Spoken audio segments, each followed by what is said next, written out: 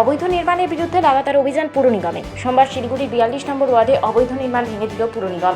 জানা গিয়েছে 42 নম্বর ওয়ার্ডে অবৈধভাবে একটি বিল্ডিং তৈরি করা হয়েছিল। এই অভিযোগ পায় পুর নিগম। এরপর সেই অবৈধ নির্মাণ ভেঙে দেওয়ার জন্য পুর নিগমের তরফে মালিককে নোটিশ করা হয়।